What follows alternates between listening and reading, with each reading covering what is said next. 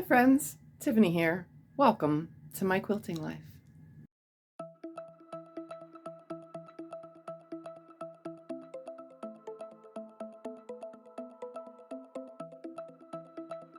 So this week I am working on little quilts. When I say little quilts, I really mean little quilts. So I'm not going to show you the fronts because I don't want to show you the fronts, but let's see how little they are. Here's a little one. Here's a little one. Yep, I'm just doing little quilts. And some of you are probably like, really? You're going to load just that amount of quilt onto a long arm? Well, heck yeah, I am. I will load my little small projects. Now, I don't do this for clients, though, because there's a limit of size. But for myself, heck yeah, I'm going to take it all to the long arm. I own the darn thing, so why not use it for even the little projects?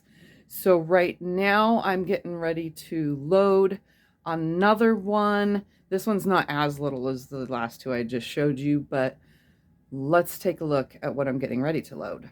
I had this in the closet that's upside down because like the flowers actually go that way. But this was made by a friend and it was donated to me to do as I please with. So it's a cream fabric. I don't have any of these fancy fabrics in my stash. I mean, I probably have like scraps of this kind of stuff, but I honestly don't have these fabrics. And I couldn't think of anything to do for the backing fabric. So guess what? It's getting cream. I never do a white with white ever. Like that is never. This will be the first time with a, well, it's not white, but it's cream, off-white. This has off-white and this is off-white. So I'm putting an off-white back on this. That is totally weird for me. So I'm like, I'm not scared to put white with white. Like, no way. But I'm like, how does this kind of stuff get used if it's all white? Well, if it goes on a kitchen table, it should be fine, right? I think that's a table runner, but it could be a wall hanging and then it'll never get dirty. So, I mean, whatever it ends up being, it's going to be all light colors. But I still have lots of little ones buried in here. They're not as little again as those first two I showed you, but some of them are small. And hey, it's getting it done and I need to get things done. That's the goal, right? Get things done. So I'll come back after I get some of this loaded on the long arm. Maybe I'll show you a little bit of it, of whatever I quilt on. I don't even know what I'm quilting on it. That's why it's just sitting here on the ironing board with me petting it. All right, so I'm going to go ahead and get this loaded and then get working on this and also choosing a backing and another quilt and so on and so forth. Because again, I'm a quick, fast, and in a hurry trying to get stuff done. Really, I am. Anyways, so we'll see you at the long arm maybe in just a bit. All right, so I'm loaded up. See, loaded on the frame. And so I need now to start quilting, but I want to show you guys something. Hold on. So if you've been watching my videos for a long time, you will know that I recently did a mail opening. And in that mail opening was a bunch of rulers. So let's walk around so you can see. I don't have nowhere to put them just yet, but they're all just kind of laying back here. And little by little, let's go through this row to the machine. Little by little, I have been playing with these rulers and having fun with them, doing little things and messing around and so on and so forth. So for today's video, I'm just going to show you, since I said I was going to show you some long arm quilting, using this ruler. I haven't used it yet, so there'll be first time using this one. But don't you think that will be cool? In the middle as the flowers, this right here, and it'll go in all of them just like this, and we'll go around them and then I'll echo the rest of the way. Wouldn't that be so cool? So that's what I'm gonna do. I thought about this flower back here, and I was like, you know what? No, this pointy one is even better. And then in the green, I'll do a leaf.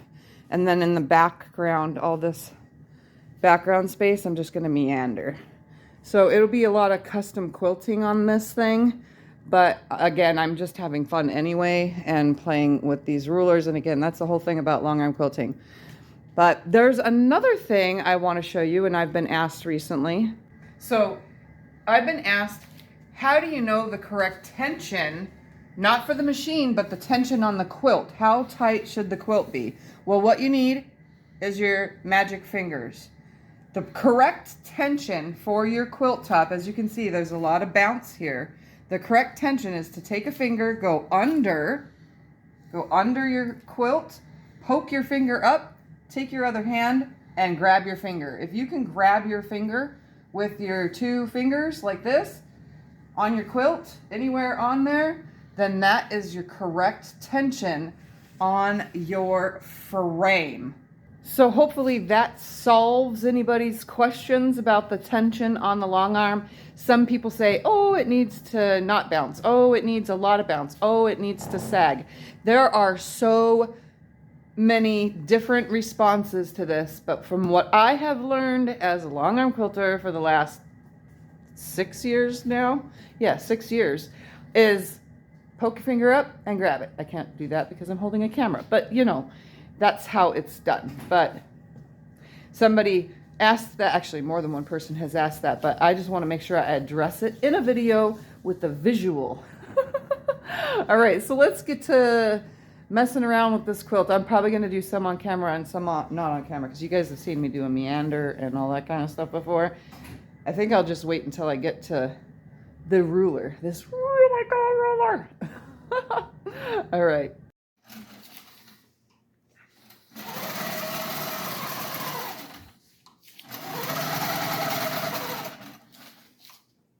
Look at how fast she moves that ruler around. She's quick. Miss Speedy Gonzalez here. Very talented. Look at all this. Tiffy, you are an amazing quilter. Thank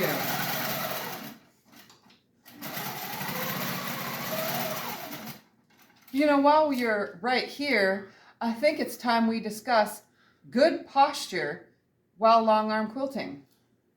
When you're at your long arm, ruler work can be tedious, very tedious, and you'll find yourself coming close, doing this, hunching over, doing weird things. Don't do that. You are going to cause yourself a neck ache, a backache. You're going to make your hips hurt. You're going to make your feet hurt. Your whole body is affected by your posture. When you're at a long arm, your good posture, shoulders back.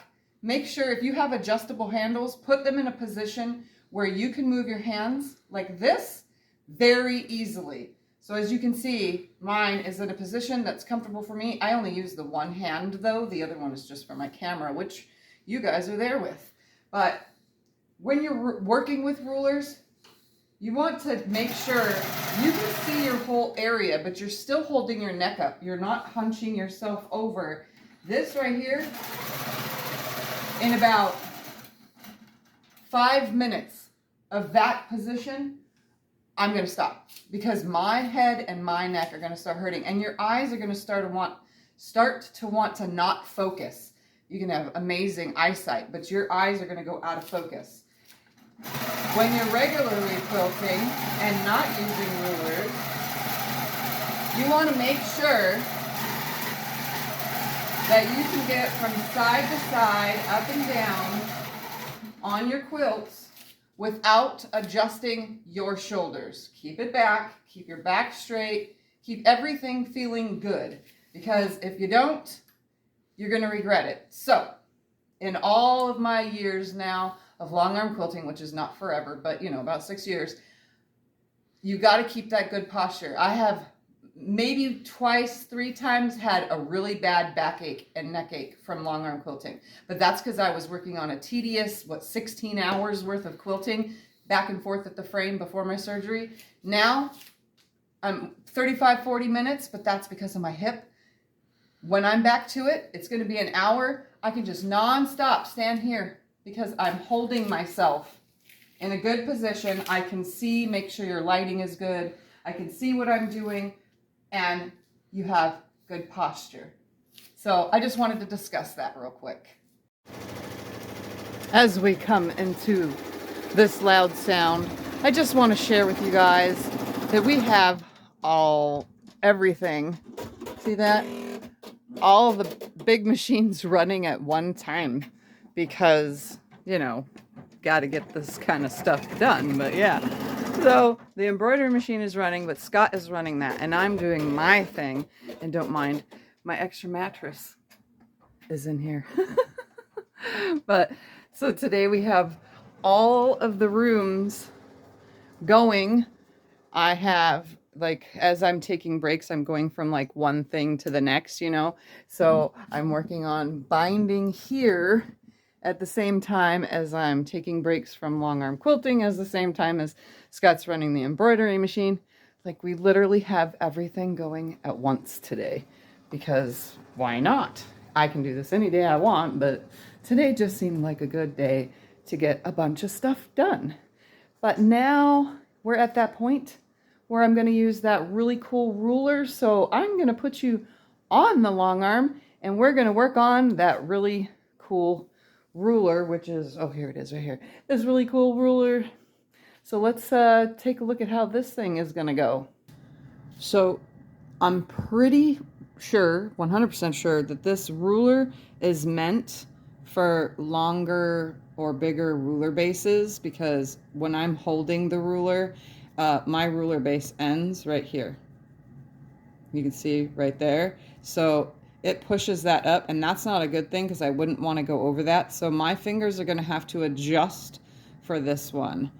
But we're going to start with, if you can see, there's registration marks on this ruler. I'm going to line that up with these seams right here.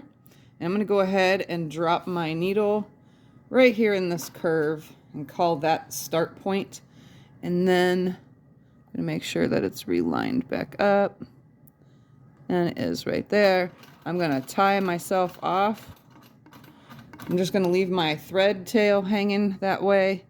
And now I'm going to carefully hold my fingers on this one above it, because I'm going to hit that ruler base end.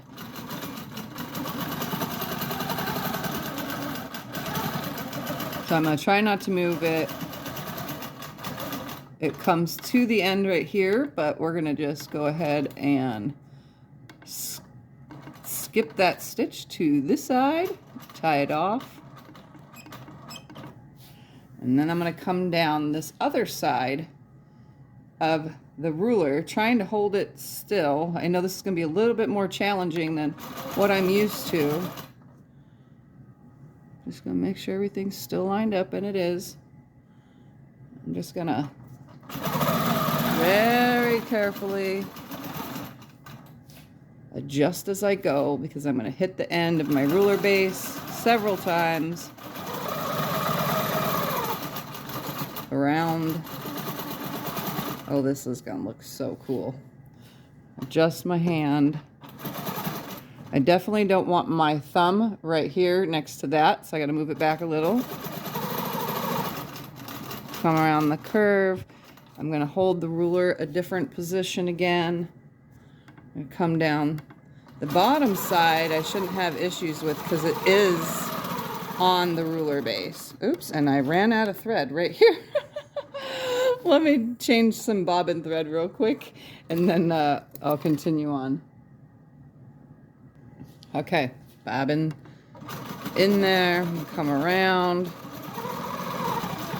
Okay, I'm gonna stop here, adjust my hand.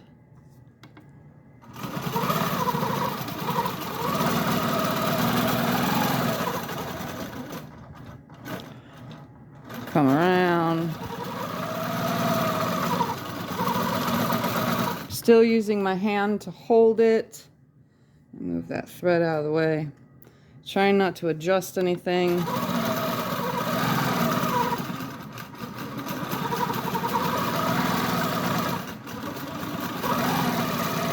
And Now is where I'm going to have to move my finger here. Come around in and land at my starting point. I'm going to overshoot it just by a hair. I'm going to move the ruler out of the way. I'm going to tie off so that we can see what this looks like. Again, I've not used this one yet, so this is the first time using this ruler. Right there, come on, little tiny. There we go. Look at that. It kind of leaves a lot of open space, so like I could probably echo on the inside and do something else on the outside. But I think it looks pretty cool. That's pretty nifty looking. So let's do another one, and then I'll decide if I'm going to actually echo these or do something else with them. So I'm going to put this where I want it. I'm going to line pull my bobbin up, drop my thread, tie it. You can even actually lift your needle, move the presser foot out of the way real quick. Not too far. Snip those threads right there at the edge, and then just drop your needle back down in that spot. All right, let's find the markings. Where were we? We were not there. We were in this one? No. Right here. We were in this one. So we got to watch that when you start in one. All right, so I'm going to go ahead and hold fingers up on this top part because we want it to stay around that. Stop. Adjust my hand back again. Just going to put it right there. Come right here. Stop it. Please stay right there. Good job. Walking my fingers along it.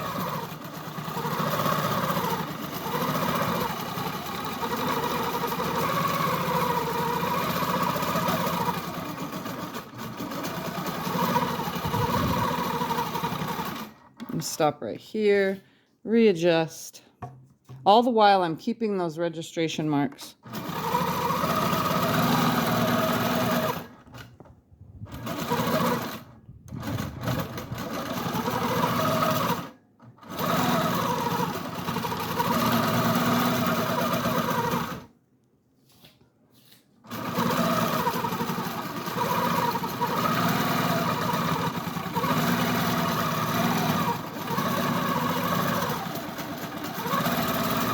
And almost to my starting point. I'm going to overshoot it by a couple stitches, tie off.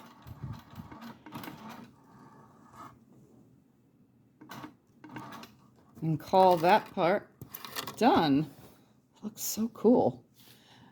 Oh, it doesn't show up on this one as well. I am using like Yellow Wisp, I think is the name of the thread. Lemon Ice. I'm using Lemon Ice. Why did I think I was using Yellow Wisp? I don't know. All right, let's do this third one. Again, oh, that's why what was happening. I know what I was doing. So I was making it to where the two top points land here and down here. That's why. All right, so I'm going to go ahead and drop that right here. Just going to pull my thread up and try to keep the ruler where I want it. Lining up my cross lines. I'm going to tie my thread and do the same thing I did with the first one without moving the ruler. I'm just going to start right here. I'm going to adjust my fingers for this part.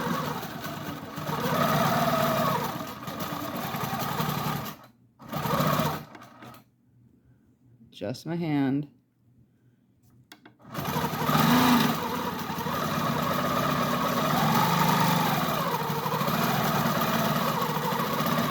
This is where having arthritis in your hands is not good. Ruler stuff. And I talked about posture, and I'm totally failing that because of this ruler. Just this ruler. The rest of them I haven't had an issue with. But this one, I'm getting in all sorts of funky positions.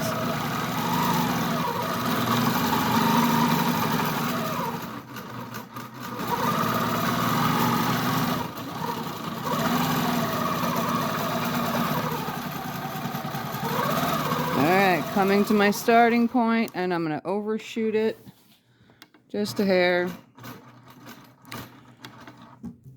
I'm going to tie it off.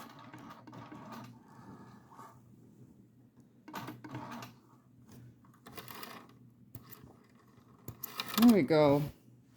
And now that one is done. I'm wondering if I can just use like another ruler and like do something like off of it. Oh, that's what I can do just by itself with no ruler.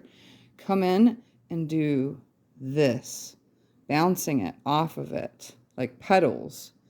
Come to about right here, stop. Yeah, that's a good idea. That's what I'm going to do. And I think I'm going to do it on this one so that it's easier to be seen. I don't know what to do on the inside though. Let me look through my rulers. So for the center, I had this set of big rulers right here. So here's these bigger ones, right? And the centerist one, so the middle flower, let's try to restack those. That middle piece fits perfect right here in the middle. So I'm going to use that since I'm going to be bumping out around this. I'm going to use this as the bumping guide. So I'm going to go ahead and just line this. Again, it has crosshairs, so making it easier. I haven't used this ruler yet either. So this will be a first time for this one.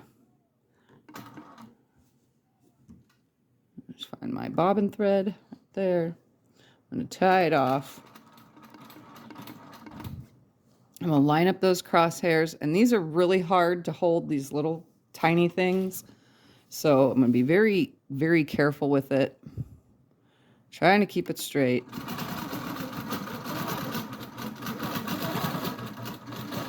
I probably could have done this without a ruler, but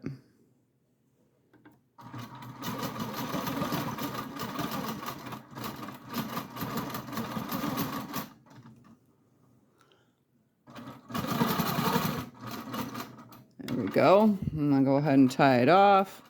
Not much of a bumpy there. Maybe the bigger ones will be better than that, but the idea is there, these little bumps. Still needs more. Let's do a heart in the middle. How about that? Let's just do a heart. Let's tie it differently. I'm gonna pull up about right here, and I'm gonna attempt a nice heart. I'll tie it off. So we're gonna come over to here. I'm not very good on the up around, the opposite direction. There we go. Perfect little heart. It's not perfect by no means, but it looks cool. All right. So I'm going to add that heart and that flower to the inside of all those, but I'll get to that when I move over, you know, as I go. All right, so I'm just going to start right here, start doing bumps because at the end they stop on both sides. So I'll do one half first and then I'll do the other half. This probably is not going to be like, you know, perfect, but I'm just making it up anyway as I go. So let's see how this looks.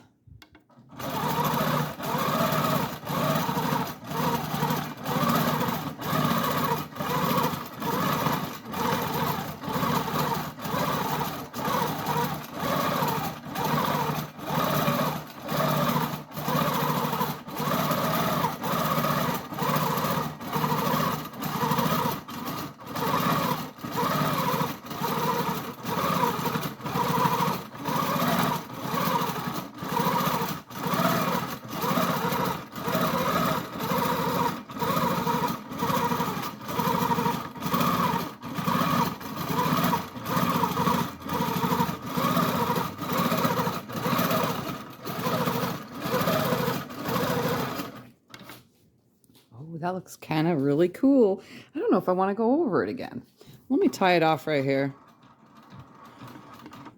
and show you what it looks like. I think that looks super cool. Oh yeah. Okay, I think I'm gonna just do that the one time, and I'm gonna think of something else to do around the outer banks. That way there's at least quilting there. Maybe, I'll figure something out, but I'm just gonna go ahead and go up here and do the same thing on this side. I didn't have to tie off, but I did want to show you guys what that was looking like, so.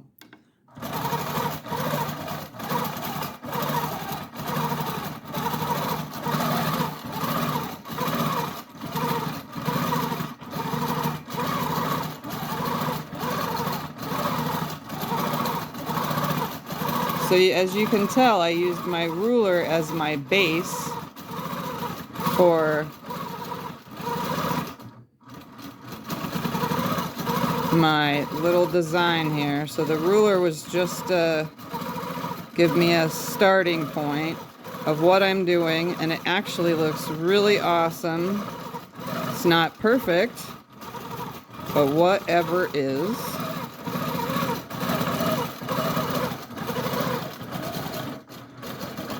All right, I'm gonna go ahead and tie off right here.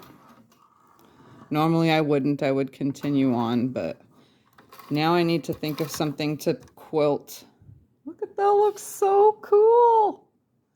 I'm loving it. I do love to play with rulers and have fun and make up stuff.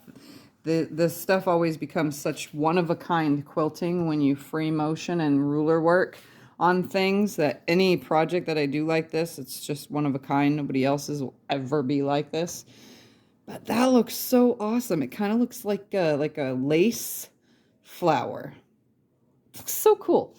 All right, let me think of something to put back here in this empty space. But for now, I'm going to do the other ones just the same until I think of what to do in this negative space.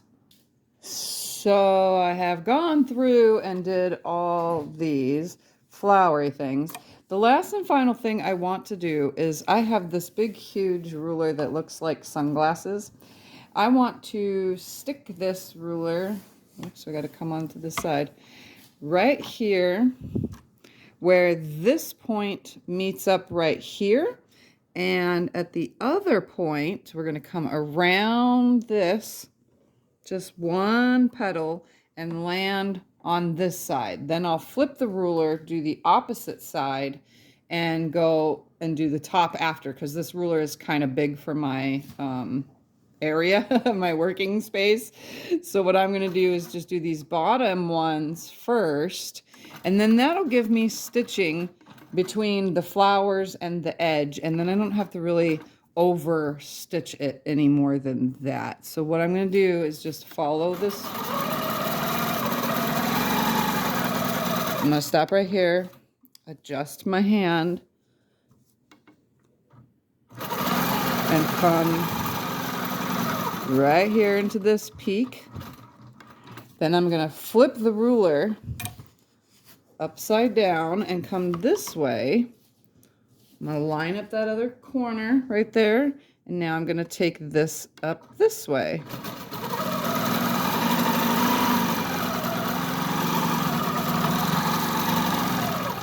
And land right here. But I'm going to tie off and do the other two because this ruler is too big to do the top section as well. So I'm just going to tie it off right here. Start right here and do the next side. Now I just got to remember which one I just did. Oh yeah, flip the ruler over and it's this one again. All right, so I'm going to come from here. I'm going to stop. I'm going to adjust myself.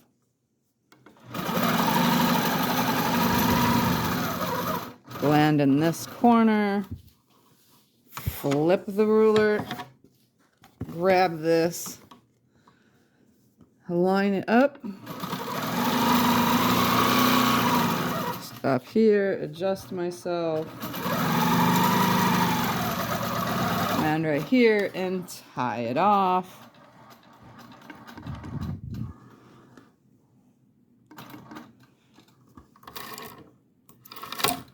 Flip the ruler again. That's a lot of flipping and moving, but oops. Yeah, this way. Right here. It's kind of big, so it makes it hard to, you know. But we're just going to line it up. Stop. Adjust. It's such a big ruler, it stays in place. But they were given to me, and I'm using them for stuff like this. I think it's really awesome. So I'm just gonna stitch all the way to this side. And then I'm gonna tie off and adjust the whole quilt so that I can get the upper section. And again, I'll have to tie off and do the same thing all over again, but that's okay because, you know, it's 100% custom. I'm having fun and I'm making things up as I go, and this will be the last of the stitching, so be right back. So now I just need to tie off right here. Oops, I don't know why I didn't do that. Popped it first. All right, we're gonna put the ruler, I gotta go this way with it, line it up on my other corner, and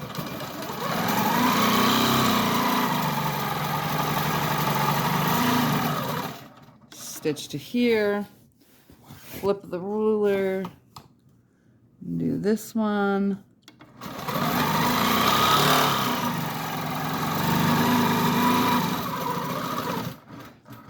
And then tie off.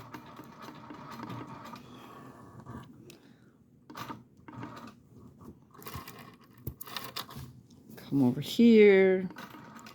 This part's the easier part with this ruler. So I'm gonna flip the ruler again, line it up.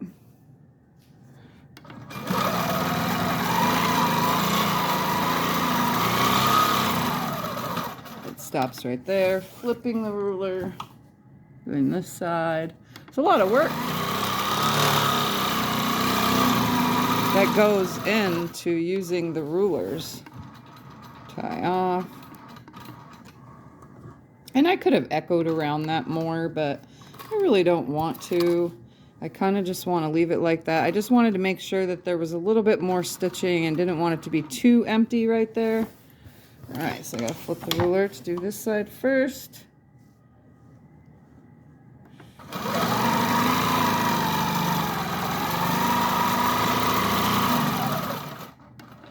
Stop it, flip it, and do the other side, which there is a thingy in my way, but we're gonna make it work.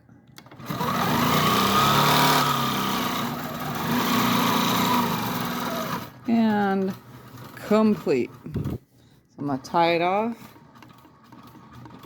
Yeah, some of these rulers are meant for probably a lot larger of a throat space. Unfortunately, I'm only 18 inches, so some of these rulers, you know, need bigger machines, but that's okay because I'm going to make it work and use them. I'm going to clip all these, clean it all up, and my quilt top is complete. I just need to check it over and show you what it looks like. Okay, so it's all trimmed and ready for binding, but before I bind it, I'm actually going to just throw on some more quilts. But let's take a look at the finished table runner, and then we're going to grab some quilts out of the closet and get started on the next. All right, there it is. Don't mind my mess under the ironing board. So you can see it's meandered all in the background. I did leaves and what's supposed to be the leaf. It looks like a big flower within a flower to kind of, you know, make up for that empty space. Again, the whole background is just a meander, but it took away that emptiness between here and here, you know, by adding that with the ruler. And the back side looks fabulous too. Let's look at that. So you can really see the quilting on the back side.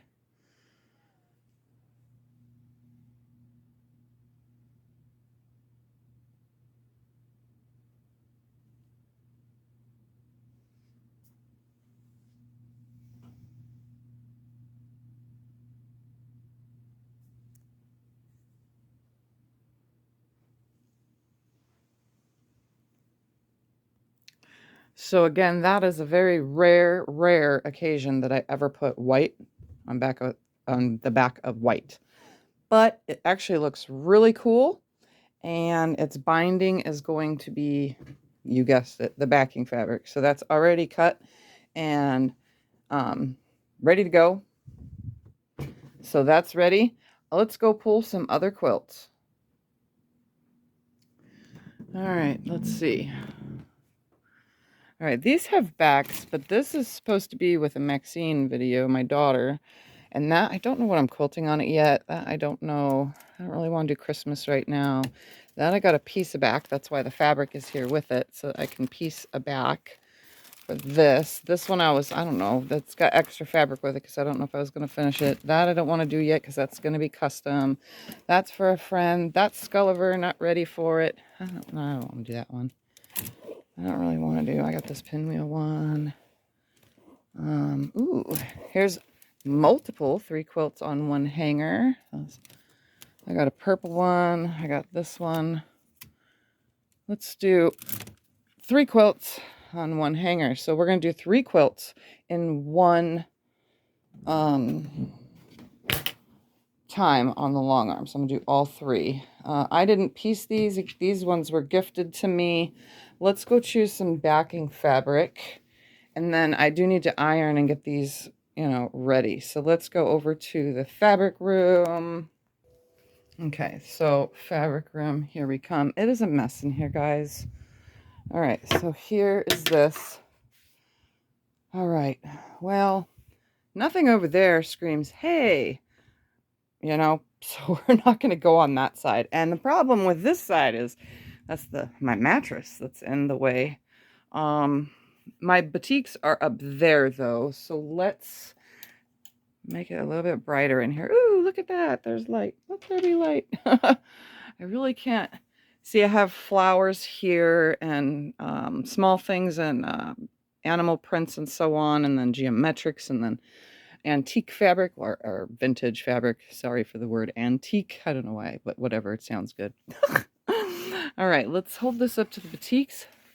I really don't want to use my purples because my purples are for other things. What is screaming to me is this one right here, and I look like I have a lot of yardage. These aren't very big. I think they're at least, like 45 to 50 in length, and maybe 30 something in width. They're kids ones. So let's pull this out without making a mess. Let's see if we can do this. Okay, got to put the camera down for this one, my friends. Okay. Oh yeah, perfect. Any batik goes with all batiks, but that's great. So let's take this to the fabric room. I'm going to press these. I'm going to get this cut to the size I need, and I'm going to load it on the long arm, and I'll take you with me. I think I'm going to quilt them all exactly the same. I'm not sure yet. I'll decide that in between scenes. What vlog isn't vloggy without a kitty? Say hi, Thumper. Say hi. You're on camera. Say hi. No? He's gonna purr? Okay. Anyways, so I've got this one of 3 loaded. I'm gonna go ahead and quilt this, and stay tuned for another video on what I am quilting on this. So I'm gonna go ahead and get this done and film a video of how to all by its lonesome, and then you can watch more than one video of funness. So I finished all 3 of those quilts that I was working on. They all got different designs on them. If you watch the other video that I made. It's a long arm quilting video of 3 different ideas that you can do. Anyways, those are done. This is the binding they're going to get because that was the backing fabric. So that's just the leftover backing fabric, and all 3 of them are going to get that. Then I have to bind the other 3 items. So this one, and this one. So that's 6 things quilted this week. So yeah, there's 6 things done, and now I just have to bind it all. I could wait and do it later, or I can do it all right now, but I think I'm just going to do it all right now. And then when I get a chance, I am going to grab another quilt from in here, grab some backing fabric, and get started on the next. So I'll see you guys in my next vlog. I don't know what I'm doing next, but I know I'm doing something. See ya.